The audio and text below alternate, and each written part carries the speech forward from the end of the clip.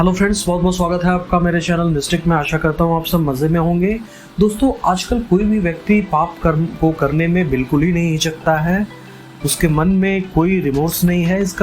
इसके मूल में कारण ये है कि वो व्यक्ति ऐसा समझता है कि हमारा जो एग्जिस्टेंस है वो इस शरीर के साथ ख़त्म हो जाएगा।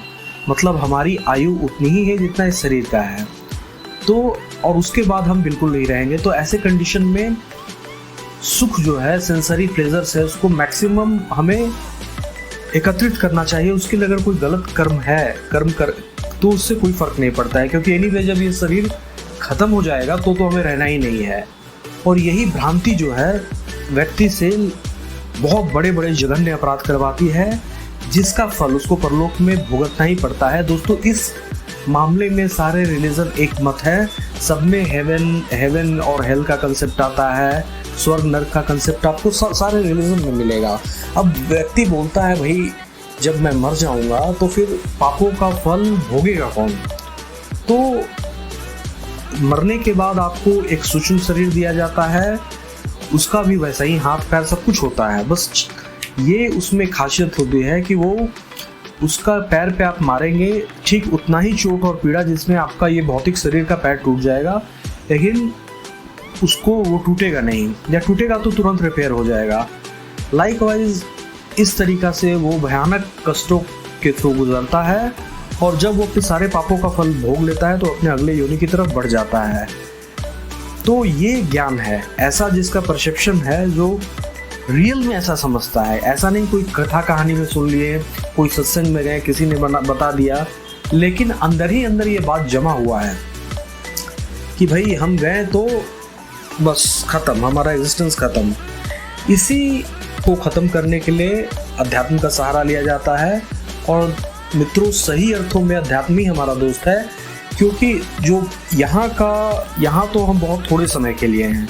एक व्यक्ति की आयु कितनी होती है? कलयुग में आप 100 ईयर्स मान लीजिए, वो भी कोई जीता नहीं है। शतायु बोला जाता है, 100 ईयर्स आइडियली होना चाहिए। लेकिन उस 100 साल में अगर कोई इतना ज़्यादा पाप कर्मों को अर्जित कर लेता है, जिसको भोगते भोगते परलोक में कभी काल तो युग गुजर जाते हैं, उसका भोग खत्म ही नहीं होता है।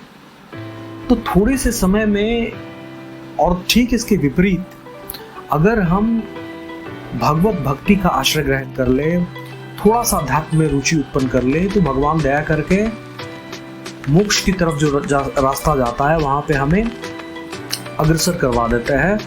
इसका रिजल्ट ये होता है कि छोटे से समय का मानव जीवन का यूज करके हम अमर हो जाते हैं। अमर होने का अर्थ है देवता भी अमर नहीं है, हम श्रेष्ठतम अवस्था में पहुंच जाते हैं। भगवान के दिव्य शिशु होने के अधिकारी तो हैं ही, और अमरता जब हम प्राप्त कर लेते हैं, मुक्ति जब हमें मिल जाती है, तो भगवान के सारे अधिकार स्वतः हमारे पास भी आ जाते हैं, सारे सुख भी आ जाते हैं, सब कुछ उत्तम मिलता है हमें। तो सोचिए, थोड़ा सा मूल्य, मतलब आप ऐसा बोल सकते हैं कि पॉइंट समय अगर एक नदी है, तो ये जो मानव शरीर जितना टाइम हम बिता रहे हैं वो एक बिंदु है, एक ड्रॉप उसमें हो गया। उस छोटे समय का उपयोग करके हम मुक्ति के द्वार तक भी जा सकते हैं, और नर्क मतलब अनलिमिटेड नर्क को भी प्राप्त हो सकते हैं। तो पाप क्या है, पुण्य क्या है, सबसे पहले इसकी जानकारी होनी चाहिए, सो दैट व्यक्ति एटलीस्ट पुण्य करते करते मोक्ष ना भी मिले तो कोई बेटर लोक में जाए, फिर आए, फिर पुरुषार्थ करे, और फाइनली मुक्ति को प्राप्त हो। लेकिन पाप का मतलब तो ऐसा हो गया कि आप यहाँ भी दुखी रहेंगे, परलोक में घोर पीड़ा सहेंगे, और उसके बाद भी जो आपको जीवन की प्राप्ति होगी वो बहुत ही निम्न स्तर का, वो भी भोगी होगी एक तरीका से। पशु पक्षी कीट पतंग वनस्पति वगैरह आदि योनियों में आप जन्म लेंगे, जहाँ पे मोक्ष के लिए जो पुरुषार्थ किया जाता है वो करने में आप असमर्थ रहेंगे। तो यही रहस्य है कर्म का। जो व्यक्ति परलोक में विश्वास करेगा उसके हाथ से पाप कभी होगा नहीं। पाप कभी होगा नहीं, इसका मतलब उसके चित्त का शुद्धि होगा।